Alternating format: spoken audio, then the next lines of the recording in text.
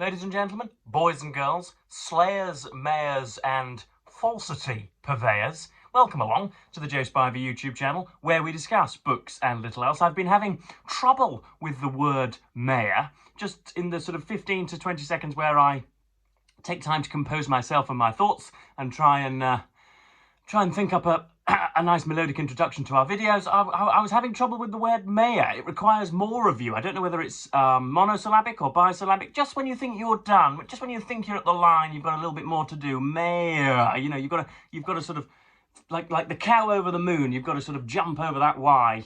Anyway, answers on a postcard. How indeed is the word mayor pronounced? Start of a 10.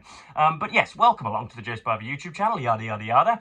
And today we actually have a book to review. Heaven forfend, I am living up to my reputation. Of course, there will be an argumentative preamble. Of course, my cheeks will become rosy before a spine has been cracked. There has been a robbery, folks. This took place at the weekend, and yet I have been reluctant to share the information with you.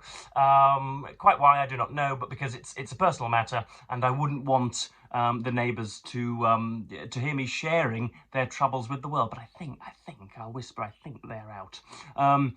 Yes, there was a robbery. Was it last weekend? Yes, it must have been. It can't only have been 3 days since. Yes, about 10 days ago now. I think on the crest of Saturday and Sunday last weekend, they climbed through the neighbour's ground floor window, and rather than slit the throats of those residing in their beds, they took the car keys and disreputable scroats broke into his German 4x4 and drove it onto an island roundabout in another discreditable part of town. And so, of course, what shall I say, backs are straight and eyes are peeled for future miscreants. So yeah, I don't live in a bad part of town, but I don't live in an especially gentrified part of town. But nonetheless, it has shocked all of us God-fearing residents here, and we feel forsaken by the authorities. There was a quick knock on the door, and yeah, as I say, I was walking back from my morning coffee and realised that I hadn't shared it with you. And in order to be more personable and more affable, I thought that I would unleash worries of mine. And so there we are. What else have I got to share with you? That's about it, really. Yeah, I saw a sort of an undue amount of MILFs this morning on my way to Cafe Nero. Again, for those of you unaware, MILF in the United Kingdom anyway is an acronym. Mothers I like to fascinate, and there were very many pushing prams, very many sort of twiddling car keys, and very many walking around with clipboards conducting surveys, actually.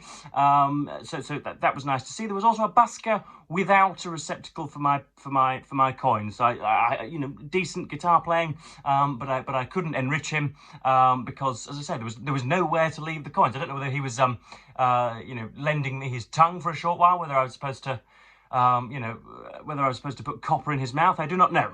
But it was a strange arrangement, and I don't think a lucrative one. But yeah, so that's my morning's work done, and yeah, we must turn to Joseph Dugashvili, otherwise known as Joseph Stalin. Now, 7 days ago at least, I shared my thoughts of the first third of this book, and I have since completed it under extreme duress because all sorts has been happening, and it has felt as if I haven't had 15 minutes to myself, and yet I've managed to chomp through these 600 pages. So we have 6 or 7 pages turned over, where we can approach Robert Service's prose and how he analyses things and what he chooses to pick out and highlight. But we must, as ever, look to be more general. And so we left off last time, I think, just after Lenin's death in 1924, and then Stalin's machinations post-Lenin, and how he came to be the prime flag bearer for Soviet communism in the early to mid 20th century. Now, something that sort of an aspect of Stalin which was upturned for me, or a preconception which was new, or a preconception which was changed and altered by service, was Stalin's instrumentality whilst Lenin was alive. So he is, as Service points out to this introduction, often disregarded as a little bit of a dour bureaucrat, not an ideologue, not a Marxian thinker, and just somebody who would have profited politically equally under fascism as he did under communism. That is not true. He was for a time at least a proper Marxist who believed in a proletariat dictatorship and in the eradication of private property and in the mass collectivization of everything. But he did it via bloodier means, shall we say? But to say that he sort of he showed cunning and very connivingly just shouldered his way to the wheel, it's to do him a disservice. He was more intellectual than I have in the past given him credit for. Certainly a wiser man than Adolf Hitler. But yes, so that was one thing that was turned around for me, and then we move on to the Great Terror between 36 and 38, and the gulagization of all of Siberian Russia. So yeah, we have Kamenev, Zinoviev, Bukharin, I believe. All of these individuals were shipped off on trains because they were a threat to Stalin. He was a very paranoid man, and could be socially agreeable and amicable, but was obviously always looking to solidify the ground on which he stood in the Politburo and the Comintern. There are bits. He's quite a thematic writer, Service, so he'll introduce a decade and then he'll do domestic politics. Then he'll do the national question about bringing in Yugoslavia and Georgia and Estonia and Latvia and the Baltic states and the Nordic states, and then he'll look at collectivization and agriculture. So it reads a little bit like, at times, although this may sound derogatory or pejorative, it may sound like I'm insulting Service, or it may sound like I'm demeaning him, but it can at times sound like an academic whiteboard rather than a book. Some of it was downright dull, and I again have refused to highlight those passages because I don't want to blacken the name of Service, who I think is at heart a very good writer. It would be hard to write a 600-page biography of Stalin and the strange intercessors of Soviet communism without being boring for 10 or 15 pages at a time. But thankfully the boredom does subside, and this is a very exciting, insightful, and readable book, to use the non-critical phrase. So yeah, then we go on to the midnight of the twilight, I believe, of the 20th century, or the midnight of the 20th century, the non-aggression pact signed in the 30s between, or was it in 41? I can't remember. I'm getting my dates all muddled up. But yeah, he signs a non-aggression pact as Soviet leader with Adolf Hitler, with Ribbentrop and Mollentrop's help, and that's unfortunately soon subsides. I'm sure David Murphy, BookTube's own David Murphy, BookTube's own sort of tank-topped brutalizer with his propagation station in Minnesota, would be able to originate the Nazi-Soviet disagreements better for you in a more understandable and precise way, and a more historical way. But we'll leave that to him. The World War II is his specific subject, whereas I dip in and out like a robin does in the waterbed. But yeah, then you have, of course, Operation Barbarossa, where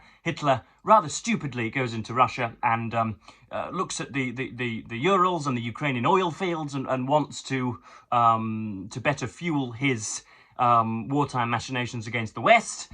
And unfortunately, and in Northern Africa, and unfortunately that doesn't go very well, because Russia have billions, almost hundreds of millions of cannon fodder to throw at the Wehrmacht. And although Stalin is surprised and at least slightly insulted by Hitler's moves, eventually the Soviets get it together, and although only half of the Russian infantry are given rifles, because the man behind was told simply to collect the fallen rifle of the fallen comrade in front of him. It turns out that if you just shove enough numbers into a specific point, you can overawe and overhaul any single advantage. Then, of course, you have the Yalta Conference, and you have Roosevelt, Churchill, and Stalin all dissecting Europe and apportioning Europe and the world almost to themselves. You have Roosevelt, who then passes away, and obviously Mr. Truman drops the atomic bomb on Hiroshima and then Nagasaki, and therefore America is pronounced as, at least for a time, the global overseer of affairs, because if it so wished, it could have destroyed the world 6 or 7 times over, or can do at least in the modern day, and had you know, as I say, technological supremacy for a short while. But Stalin gets most of Eastern Europe, and forms a larger Cominform, as I believe it's termed, and then sort of towards the sort of late 40s and early 50s, it gets rather vague from there. You have talk of Korea and talk of China, not as nice to Mao, or not as comradely, and not as forthcoming to Mao Zedong as I thought that he had been. Chinese communism wasn't as closely allied with Russian communism as I thought it was. So again, another misconception sort of usurped or upturned by Robert Service. And then you have the decline. He spends much more time in his Dacha, D-A-C-H-A, in his Berchtesgaden, or his Mar-a-Lago, if you will, in his winter or sort of spring retreat in, I can't remember the region. Is it Burkansk? I want to say Burkansk, but I don't know. It's just it's all a blizzard of consonants with Russian place names, with Russian proper nouns, isn't it? But he spends more time there, becomes increasingly paranoid. You have then Lavrenti Beria, Nikita Khrushchev, Georgy Malenkov, and a few others, all of whom are simultaneously very, very aware that he could have them liquidated at the drop of a hat, but also aware that one day this man is going to perish, and given that he is the least healthy of those in the Politburo, he is probably going to perish first, given that given that he is systematically sent away almost every single doctor of repute, because they were Jewish stateless cosmopolitans who had no place in Russia, because they were plotting against him, because they were, you know, fueled by Western money to overthrow his government. There are no doctors to diagnose him properly, and Volodnikov, or whomever his doctor was named, was very, very scared about diagnosing him properly, lest he should be sent away for auguring the downfall of the dear leader. And so by the time he comes to choke to his death in 1953, there is nobody to tend to him, and very, very many people whom it would benefit were he to fall. And finally he does fall, and then Robert Service commits maybe 50 to 60 pages studying post-Stalin, right up to Vladimir Putin's tenure, and of course it's a little bit dated, given that this was released in 2004. We do not have the illegal invasion of sovereign Ukraine territory to deal with, but yeah, he looks at the legacy of Stalin and other points besides. But we may as well get, now that we've done a 15-minute rush through Stalin's life, we may as well get to the highlighted points. So first up, we have an analysis of the murderousness of Stalin, Trotsky, and Lenin, respectively. So it's often said that by, you know, class clowns and by sort of slack-jawed communists in the 21st century, few though they may be, that had not Lenin died prematurely in 1924, he would have ushered in the utopia and all would have been well, and were it not for Stalin's grubby hands getting to the wheel, then you know, Marxian economics would have spread the continent wide. That is aberrant rubbish and obvious twaddle, but nonetheless that's the way. And yet Robert Service says it can be intuited from Service multiple times in this book that really Stalin and Lenin were probably interchangeable, and though Stalin killed 35 to 40 million, I think Lenin would have seen his way to killing 15 or 20 million, which really, as Peterson often says, when you're counting up the millions, you've sort of made your point after that. But yeah, this is Stalin, Lenin, and even Trotsky, the often sacralized and enshrined Leon Trotsky is also given a whipping here as well. Stalin applied violence, including terror, on a greater scale than most other central communist leaders approved of. Only Trotsky, with his demands for political commissars to be shot alongside army officers if unsanctioned retreats occurred, was remotely near to him in bloodthirstiness, and Trotsky also introduced the Roman policy of decimating regiments which failed to carry out higher commands. This is obviously in the Civil War. Stalin and Trotsky invariably ignored pleas to intervene on behalf of individuals arrested by the Cheka. Even Lenin, who resisted most attempts by Kamenev and Bukharin to impose controls over the Cheka, sometimes helped in such cases. Yet Stalin's enthusiasm for virtually indiscriminate violence made even Trotsky seem a restrained individual. This was a feature that his comrades forgot at their peril in the 1930s. Then next up we have the much studied and I think much overdone analysis of Lenin's testament right before he dies. With his, I think he leaves it in the drawer of, is it Nadia Krupskaya? Is that the name of his widow? He leaves his opinions of Stalin and Trotsky, who are the sort of the two main hounds at his feet, and he opines on them, and these are the two sections. Comrade Stalin, having become General Secretary, has concentrated boundless power in his hands, and I am not convinced that he would always manage to use this power with adequate care. On the other hand, Comrade Trotsky, as has been shown by his struggle against the Central Committee in connection with the People's Commissariat of the means of communication, is distinguished not merely by his outstanding talents. He surely is personally the most able individual in the current Central Committee, but he has an excessive self-confidence and an excessive preoccupation with the purely administrative side of affairs. There you see, I think Lenin misreading the characters. I think Stalin was probably the person, unlike again Hitler and Mussolini and all of the brutish, egomaniacal leaders of the 20th century. Stalin was the one most concerned with getting his ducks in a row and making sure that everything was decimalized and everything was rounded to the nearest 10 and making sure that everything ran smoothly, whereas Trotsky was not. So there's Lenin's misinterpretation there. And then later on, Stalin is too crude. And this defect, this is again all Lenin's words, and this defect, which is wholly bearable inside our milieu and in relations among ourselves, becomes intolerable in the post of General Secretary. I therefore make a proposal for comrades to think of a way to remove Stalin and in his place appoint someone else who is distinguished from Comrade Stalin in all other respects through having the single superior feature of being more patient, more loyal, more courteous, and more attentive to comrades, less capricious, etc., etc. So yeah, that's Lenin's testimony right at the end of his life. And again, people use that to justify pointing towards Lenin as a better individual, and I suppose it was plain as a pikestaff that Stalin wasn't going to be a great leader, and you know. Lenin did his reputation a great deal of help by releasing that. Next up, we have a little bit of analysis on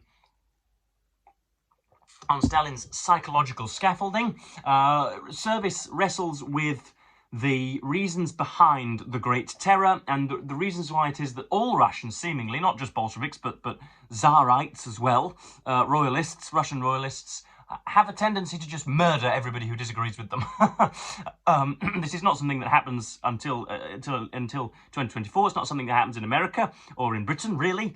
Of course, you've got Cromwell and the like, but it seems a peculiarity of Russian feeling, or at least of that area of the world. And he looks at Georgian folklore, and he looks at the beatings meted out by his father. He looks at crudity. Crudity is the noun or the adjective. The adjective crude is what is brought up so often in here. That's often the way that Stalin is described. But he's trying again to look at why it was that Stalin swept everyone aside. He looks at how Stalin engaged in hero worship of Ivan the Terrible, and again looks at how that contributed. The psychological and intellectual scaffolding for Stalin's proclivities was occluded from the public, not seen often. Later on in his life, when he was withering and wilting, he was depicted more by pastel artists rather than by photographers.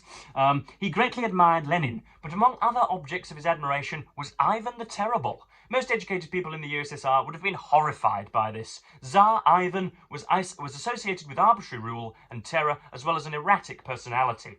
But Stalin thought differently. For years he brooded over the life and rule of the 16th century Tsar. At a Kremlin reception on the 8th of November 1937, Stalin accused the leading oppositionists, that's Kamenev, Zinoviev, and the rest, of planning the territorial disintegration of the USSR in league with Germany, Britain, France and Japan. He vowed to destroy all of them. If anyone sought to detach the smallest piece of Soviet territory, he declared, he is an enemy, an accursed enemy of the state and peoples of the USSR. I was one thimble away from doing a Russian accent there, but I'm not doing it. Then came the climax, and we will annihilate every such enemy, even if he were to be an old Bolshevik. We will annihilate his entire clan, his family. We will mercilessly annihilate everyone who by his actions and thoughts, yes, thoughts too, that's his parentheses, not ours, assails the unity of the socialist state, for the total annihilation of all enemies, both themselves and their clan. So that's mercilessly annihilate everyone who by his actions and thoughts assails the unity of the socialist state. Imagine if you could, by thought, assail the unity of the socialist state. That is a thought crime, and that is obviously what Orwell would later pick up in his, I think, much overrated novel of 1948. This was hardly Marxist in style or content. Was it perhaps a residue of Stalin's extreme attitude to his upbringing in Georgia, here we go, where, at least in the mountains, the traditions of the blood feud persisted? This cannot be the exclusive explanation, because everybody, or many people who also sanctioned the Great Terror, were not from Georgia. Although Georgian traditions may have encouraged him to seek revenge for any damage, they did not involve the assumption that the destruction of entire extended families was desirable. A more plausible influence was Stalin's reading of early Russian history. He had long been an enthusiastic reader of R. Vipper's biography of Ivan the Terrible. What a surname that is, by the way. Mr. Vipper, V-I-P-P-E-R, dedicating himself to exterminating not only individual leaders, but also their relatives. Stalin was reproducing the attitudes of Ivan the Terrible. So there you go. So that's a little look at Stalin's nighttime reading. Next up we have his table talk and his table manner. He would often, as is described in this chapter, so as to dig up dirt on close associates or subordinates whom he demanded fealty from and whom he thought might one day come to usurp him. He would feign alcohol drinking himself, or would have wine instead of vodka. So he would have a glass of wine where they would have a full glass of vodka, and therefore after 2 hours be much drunker. And he would try and elicit gobbets from them or certain incriminating information so that he could then have superiority over them, and this is what he would do at dinner all the time. Indulgence also had to be shown him at his dinner parties. He himself liked to flirt with women, and probably he bedded some of them. It would be astounding if such an egotist had failed to take his opportunities with at least some of the many women who made themselves available. But he disapproved of public licentiousness, which is one of the reasons why his sex life after 1932 remains mysterious. His hypocritical prudery about women, though, was accompanied by an open relish for sessions of heavy drinking. He virtually forced brandies and vodka on his guests, and then stood back and waited for them to blurt out some secret while under the influence of alcohol. He himself took the precaution of drinking wine in the same size of glass that the others had for vodka. Another of his tricks was to imbibe a vodka-coloured wine while others drank spirits. He admitted this stratagem to Ribbentrop in 1939. Having put his guests uncomfortably at their ease, he wanted to watch and listen rather than to get drunk. He liked practical jokes and dirty anecdotes, and there was trouble for anyone who declined to join in. Among his more childish tricks was to put a tomato on the seat of a Politburo member. Always the squelching sound brought tears of laughter to his eyes. So there we are. That's what it was like to sit amongst him at the dinner table. Next up we have what Christopher Hitchens always dwelt upon. Whenever somebody would charge him with the murderousness or the barbarity of atheistic regimes, he would then theocratize them. He would say that Nazi Germany or Soviet communism was religion in another guise, and that it was partly or agentially religious in nature and deed, which I think was a little bit pathetic and showed that his arguments weren't falsifiable, and therefore he was committing the same sins as the people he purport to despise argumentatively. But Robert Service has a good go as well by saying that because Stalin spent time in the Tbilisi Spiritual Seminary, and because his upbringing was a religious one, even though he became a militant and combative atheist later on in life, that the hero worship of Kim Il-sung and of Mao Zedong and of Joseph Stalin and indeed Lenin bore the hallmarks of religion in some way. I would argue that they're mixing up the cart and the horse there, and I would say that God is made in the image of man, and that religion is a human concept, and always there will be the hero worship of a supposedly superior ethereal individual, but he has a little go at calling Soviet communism religious. The cult was the centre of the belief system of Marxism, Leninism, Stalinism. While it had no creed, its devotees had to stick rigorously to formulaic terminology and imagery. Texts such as Marx's Capital and Lenin's The State and Revolution functioned like the Gospels, and the short course and Stalin's official biography were equivalent to the Acts of the Apostles. So there's an equivalence there, but I don't think a similarity. The punctiliousness about words and pictures was reminiscent of Christian ecclesiastical traditions in the former Russian Empire, and Stalin, who had attended the Tbilisi Spiritual Seminary till his 21st year, the word till is written in here, T-I-L-L, may well have been influenced, consciously or not, by his memory of the Orthodox Church's unbending adherence to fixed rites, liturgy, and images. Icon painters represented sacred figures according to tightly prescribed rules.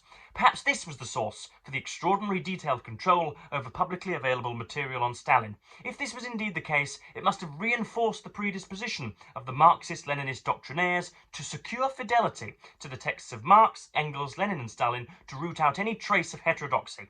Medieval Christianity and vulgar Marxism were a potent mixture. So there we are. I was perhaps being a little harsh when I said that he tried to draw equivalence. He blends the two and says that they cohabited very, very successfully beside one another. But we have, I should probably make a habit of this whenever I review books. This is the last page. So we have the last little bit here, just down here, and then just a final bit running onto page 604, which I will read out in its entirety, looking at the personality and how he brought an entire country to heel. Yet he was also much more complex than is widely supposed. As a politician, he knew how to present himself selectively to diverse groups. Most of the world knew that he was determined, ruthless, and murderous, and that he chased the objective of turning the USSR into a global military and industrial power. It was no secret that he possessed skills as conspirator and bureaucrat. Paradoxically, the effect of his official cult was often counterproductive. If Soviet propagandists said he was an exceptional person, critics drew the opposite conclusion and assumed he must have been a non-entity. But exceptional he surely was. He was a real leader. He was also motivated by the lust for power as well as by ideas. He was in his own way an intellectual, and his level of literary and editorial craft was impressive. About his psychological traits there will always be controversy. His policies were a mixture of calculated rationality and wild illogicality. For those of you playing Robert Service verbal bingo, illogicality is worth 8 points this morning. And he reacted to individuals and to whole social categories with what was excessive suspiciousness by most standards. He had a paranoid streak. Most of the time, he did not seem insane to those close to him. The ideology, practices, and institutions he inherited were ones which allowed him to give vent to his chronic viciousness. In other words, it could well have happened under other individuals, but Stalin's own brand of macabre psychopathy made sure that it was as bad as it could have gotten. Stalin was not a certifiable psychotic and never behaved in such a way as to be incapable of carrying out his public duties. As a family man, a guest, and a friend, he was crude. There it comes again. But his behaviour was seldom so bizarre until the late 30s that others failed to find him companionable. He wrote poems as a young man and went on singing at dinner parties into his old age. Bless him. That was my inclusion there. He sent money to his boyhood friends in Georgia.